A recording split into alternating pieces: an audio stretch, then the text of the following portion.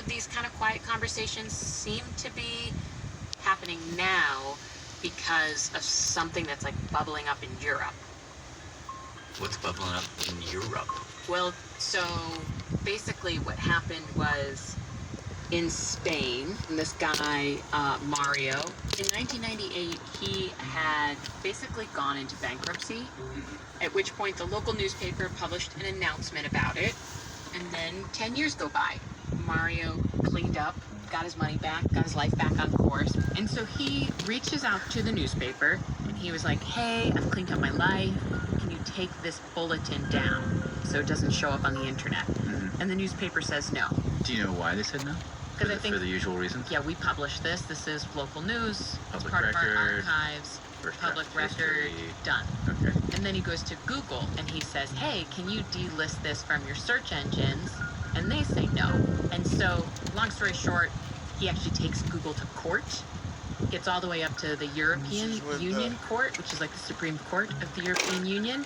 And in 2014, the judges in this European case make a decision that if something is out of date, irrelevant, or not accurate, a person can request a search engine to take it down. So in Europe, you can petition to have things taken off the internet? Yeah, and it is this moment where like a new right is established. This is when you start to hear the phrase right is forgotten. The unfortunate element of human remembering is that because our brain forgets automatically, we never had to deal with deliberate forgetting. This is Victor. Victor Meyer-Schimberger, Professor of Internet Governance, Oxford University. I called him up when I was trying to figure out what was happening in Europe. We can't deliberately forget. If I tell you, please forget that my second name is Michael, you will remember that. Yeah. It's the exact opposite. And so the problem is we don't know how to disregard memories of our past. We don't know how to forgive if we remember. And so as we become a remembering society, we become an unforgiving society.